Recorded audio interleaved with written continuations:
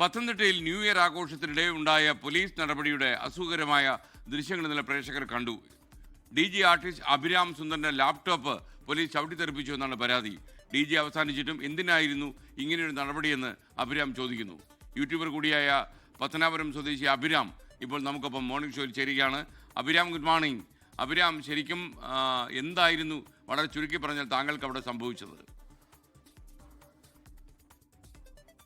Sir നമസ്കാരം. എൻ്റെ സ്ഥലം പുനലൂരാണ്. അപ്പോൾ ഞാൻ പുനലൂരിൽ നിന്ന് പ്രോഗ്രാമിന് പോയത്. ചെറിയൊരു യൂട്യൂബറായ പുനലൂർ കലയനാടെന്ന് പറയും. കലയനാട്, പറഞ്ഞോളൂ അഭിരാം. അപ്പം പുനലൂരിൽ നിന്ന് നമ്മൾ പത്തനംതിട്ടയിൽ പോയാണ് പ്രോഗ്രാം ചെയ്തത്. അതെ, പത്തനംതിട്ടയിലാണ് നമ്മൾ പ്രോഗ്രാം ചെയ്തത്. അത് അങ്ങോട്ട് വിളിച്ച് പറഞ്ഞിട്ടാണ് നമുക്കൊരു പ്രോഗ്രാം ചെയ്യാം, നമ്മുടെ ഫോളോവേഴ്സിന് വേണ്ടി ഒരു ന്യൂ ഇയർ പാർട്ടി പോലെ ടിക്കറ്റ് ഇല്ലാതെ നമുക്കൊരു പ്രോഗ്രാം ചെയ്യാമെന്നൊക്കെ പറഞ്ഞാണ് ഞാൻ പ്രോഗ്രാം അവതരിപ്പിക്കാൻ അവിടെ ചെന്നത്. ചെന്നപ്പോൾ തൊട്ടേ നമ്മൾ കമ്മിറ്റിക്കാരോട് ചോദിക്കുന്നുണ്ട് ഓൾറെഡി പെർമിഷൻ എത്ര മണി വരെ ഉണ്ട്. അപ്പോൾ അവർ പറഞ്ഞു പെർമിഷൻ ന്യൂ ഇയർ ആയതുകൊണ്ട് നമുക്ക് ടൈം പ്രോബ്ലം ഇല്ല, എല്ലാം ഓക്കെ ആണെന്ന് സംഘാടകരും അവിടെ നിന്നൊരു കൗൺസിലർ നമ്മളോട് പറഞ്ഞു. അതിനെ തുടർന്നാണ് അവർ പറഞ്ഞ സമയത്ത് നമ്മൾ പ്രോഗ്രാം സ്റ്റാർട്ട് ചെയ്തത്. ഒരു 4-5 പാട്ടായപ്പോഴത്തേനും എല്ലാവരും നല്ല എൻജോയ് ചെയ്ത് വന്നതാണ്. ആ ഒരു സമയത്താണ് പെട്ടെന്ന് ഒരു സാറിനെ കണ്ടു. ഞാൻ അപ്പോഴേ ലാപ്ടോപ്പ് എല്ലാം ഓഫ് ചെയ്തു. ഓഫ് ചെയ്ത് ഒരു 2 സെക്കൻഡ് കഴിഞ്ഞപ്പോഴാണ് ഒരു സാറ് പെട്ടെന്ന് കയറി വന്നിട്ട് ഇത് ചവിട്ടി പൊട്ടിക്കുകയൊക്കെ ചെയ്തത്. ഈ അഭിരാമിന്റെ ഈ ലാപ്ടോപ്പ് ചവിട്ടി പൊട്ടിക്കാൻ എന്തായിരുന്നു കാരണം എന്നാണ് അഭിരാമിന് തോന്നുന്നത്? സാർ, പ്രത്യേകിച്ച് കാരണങ്ങളായിട്ട് പറയാനാണെങ്കിൽ എല്ലാത്തിനും വീഡിയോ തെളിവുകളും കാര്യങ്ങളും എല്ലാം ഉണ്ട്. ഇന്നലെ തന്നെ ഒരു മീഡിയയിൽ പറയുന്നത് കേട്ടു, പലതവണ നിർത്താൻ ആവശ്യപ്പെട്ടിട്ട് നിർത്താതെ വന്നപ്പോഴാണ് നശിപ്പിച്ചതെന്നാണ്. അപ്പം അവർക്ക് എങ്ങനെ വേണമെങ്കിലും തെളിയിക്കാൻ വേണമെങ്കിൽ എങ്ങനെയാണ് പലതവണ എന്നോട് അറിയിച്ചതെന്ന്. ഒരു വീഡിയോയിൽ പോലും ഒരു പോലീസുകാരും സ്റ്റേജിൽ അതിനു മുന്നേ വന്നിട്ട് എന്നോട് നിർത്തണമെന്ന് ആവശ്യപ്പെട്ടിട്ടില്ല, ആരും നിർത്തണമെന്ന് ആവശ്യപ്പെട്ടിട്ടില്ല. ഈ പോലീസുകാരനെ കണ്ടുകൊണ്ട് ഞാനായിട്ടാണ് നിർത്തുന്നത്. നിർത്തിയതിന് ശേഷമാണ് ഇവർ ഒരു 2 സെക്കൻഡ് എങ്ങനായി കാണത്തേ ഉള്ളൂ, ഓൺ ദി സ്പോട്ടാണ് കയറി വന്നിട്ട് ഇത് ചവിട്ടി പൊട്ടിക്കുന്നത്. എന്ത് കാരണത്താലാണ് പൊട്ടിച്ചതെന്ന് ഒന്നും അറിയില്ല. അതിനുശേഷം എന്നെ കോളറിൽ പിടിച്ച് വലിച്ചഴിച്ച് അത്രയും ഓഡിയൻസിൻ്റെ മുന്നിൽ കൂടെ നാണം കെടുത്തി അവരുടെ GP കൊണ്ട് കയറ്റിയിട്ടാണ് എന്നെ സ്റ്റേഷനിൽ കൊണ്ടുവരുന്നത്. എന്തോ വലിയ കുറ്റം ചെയ്ത പ്രതികളെ കൊണ്ടുപോകുന്ന പോലെ. എന്തായിരിക്കും അഭിരാം ഈ പോലീസിനെ പ്രകോപിപ്പിച്ചത്? കാരണം ഇത് അനുമതിയോടെ ആയിരുന്നു ഈ പരിപാടി അഭിരാം അവിടെ നടത്തിയത്. അവിടുത്തെ കമ്മിറ്റിക്കാരോട് ചോദിച്ചപ്പോൾ എല്ലാ പെർമിഷനും ഓക്കെ ആണെന്ന് പറഞ്ഞിട്ടാണ് സാർ നമ്മളിത് നടത്തുന്നത്. കാരണം കമ്മിറ്റിയിലുള്ളവരും ഒരു കൗൺസിലറും പറയുമ്പോൾ പെർമിഷൻ ഓക്കെ എന്നല്ലേ നമ്മളും വിശ്വസിക്കുന്നുള്ളൂ. അപ്പോൾ ഇത് സ്റ്റാർട്ട് ചെയ്ത് അതിനുള്ള എല്ലാ പ്രൂഫുകളും എൻ്റെ കയ്യിലുണ്ട്. ഇപ്പം ഈ പോലീസുകാർ പറയുന്നത് പറഞ്ഞു കഴിഞ്ഞാൽ അവർ നിർത്താൻ പറഞ്ഞിട്ട് ഞാൻ നിർത്തിയില്ലെന്നാണ്. പക്ഷെ അവർ നിർത്താൻ പറഞ്ഞു എന്നുള്ളതിൻ്റെ ഒരു തെളിവുമില്ല. പറഞ്ഞിട്ടുണ്ടെങ്കിലല്ലേ അതിന് തെളിവ് വരുള്ളൂ. അതിനുള്ള ഒരു തെളിവുമില്ല. പെട്ടെന്ന് കയറി വന്നിട്ടാണ് ഇത് ചവിട്ടി പൊട്ടിക്കുന്നത്. അപ്പം എനിക്കിപ്പോൾ എൻ്റെ ഒരു ആവശ്യം എന്ന് പറഞ്ഞു കഴിഞ്ഞാൽ ഞാൻ ഇതുകൊണ്ട് ജീവിക്കുന്ന ഒരാളാണ്. അത്രയും ആഗ്രഹിച്ചാണ് ഈ പറഞ്ഞ ഈ ഒരു ആർട്ട് പഠിച്ചെടുത്തത്.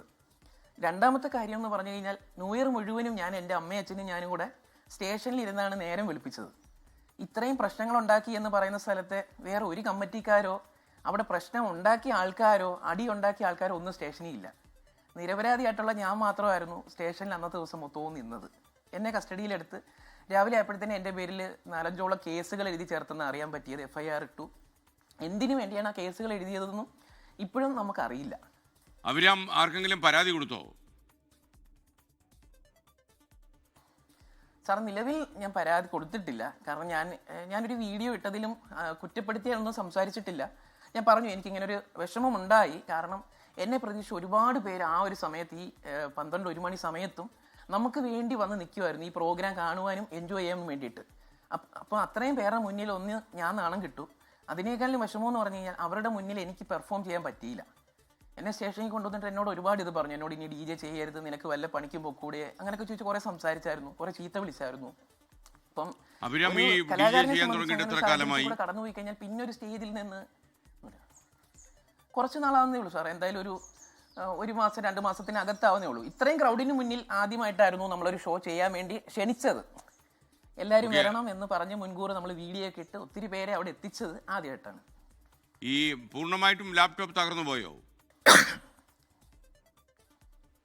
അത് 2 പീസായി പോയി. അത് ഫ്രണ്ട് പൊളിഞ്ഞ്, അതായത് എനിക്കൊന്ന് ചവിട്ടി ഇട്ടിട്ടും ചവിട്ടിയതാണോ എന്തുവെന്ന് അറിയത്തില്ല. അല്ലെങ്കിൽ അങ്ങനെ പൊട്ടിപ്പോകാനുള്ള സാധ്യത ഇല്ല. പിന്നെ ആ വീഡിയോയിൽ കാണാൻ പറ്റും ഇത് തെറിച്ച് തന്നെ താഴെ പൊങ്ങി തറയിൽ അടിച്ചു വീണിരിക്കുകയാണ്. അതുപോലെ നമ്മുടെ DJ ചെയ്യുന്ന ഇൻസ്ട്രുമെൻറ്റും നശിപ്പിക്കാൻ നോക്കി, അത് പഞ്ഞലായില്ല എന്തോ ഭാഗ്യത്തിന്. ആ വീഡിയോയിൽ തന്നെ ഇനിയിപ്പം അടുത്ത തവണ പ്രോഗ്രാമിന് പോലുള്ള ലാപ്ടോപ്പ് എന്ത് ചെയ്യും? ഒരെണ്ണം വിലയ്ക്ക് വാങ്ങിക്കാൻ പറ്റുമോ? ലാപ്ടോപ്പ് ഇപ്പൊ നിലവിൽ നമ്മുടെ കയ്യിലില്ല.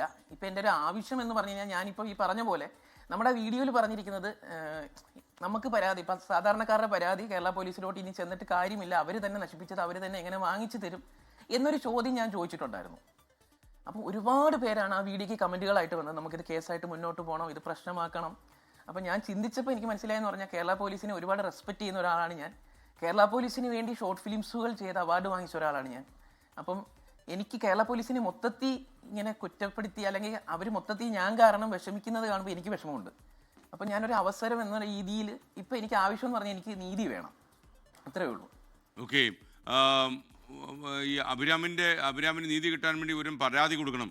കാര്യം പത്തനംതിട്ട SP-ക്കോ അല്ലെങ്കിൽ സംസ്ഥാനത്തെ DGP-ക്കോ ആർക്കെങ്കിലും പരാതി കൊടുക്കണം. കാര്യം അഭിരാമിൻ്റെ പരാതിയിൽ അന്വേഷണം നടത്തിയാൽ മാത്രമേ പോലീസിനൊരു മറുപടി പറയാൻ കഴിയൂ.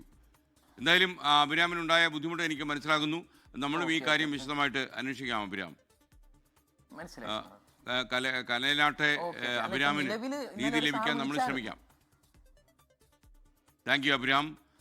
അഭിരാമിൻ്റെ ലാപ്ടോപ്പ് തകർന്നു പോയി എന്നാണ് അഭിരാമിൻ്റെ പരാതി. മാത്രമല്ല ഒരു DJ പാർട്ടി കൊണ്ടൊക്കെ ജീവിക്കുന്ന ഒരാളാണ്. അഭിരാം, എന്താ പറയാമെന്നല്ലേ പറഞ്ഞോളൂ. ഇന്നലെ എന്നെ വിളിച്ചായിരുന്നു അവിടുന്ന് വിളിച്ചിട്ട് അങ്ങനെയാണെങ്കിൽ നമുക്ക് പുതിയ ലാപ്ടോപ്പ് വാങ്ങിക്കാനുള്ള കാര്യങ്ങൾ നോക്കാം എന്ന് സംസാരിച്ചായിരുന്നു.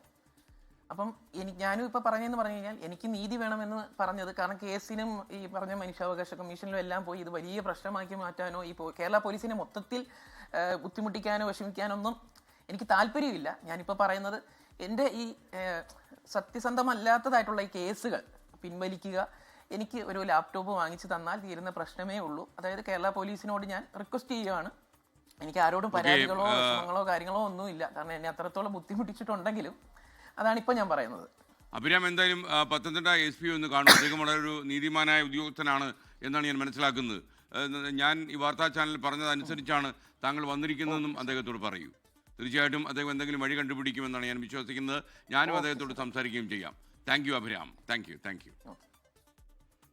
എന്തായാലും ഒരു ചെറുപ്പക്കാരൻ പുനലൂർ കലയനാട്ടെ ഈ ചെറുപ്പക്കാരന് നീതി നൽകാൻ പത്തനംതിട്ട SP-ക്ക് കഴിയട്ടെ എന്നാണ് നമ്മുടെ വിശ്വാസം. കാരണം അദ്ദേഹത്തിൻ്റെ വേദനയൊപ്പാൻ അങ്ങ് തീർച്ചയായിട്ടും ശ്രമിക്കണം എന്നുകൂടി ഞങ്ങൾ പറയുകയാണ്. ലോകത്തെവിടെയായാലും ഏത് സമയത്തും 24 വാർത്തകളും ഓഗ്മെന്റഡ് റിയാലിറ്റി പാക്കേജുകളും എക്സ്പ്ലെയിനറുകളും വിശദമായി കാണാൻ ഞങ്ങളുടെ YouTube ചാനൽ നിങ്ങൾക്ക് സബ്സ്ക്രൈബ് ചെയ്യാം.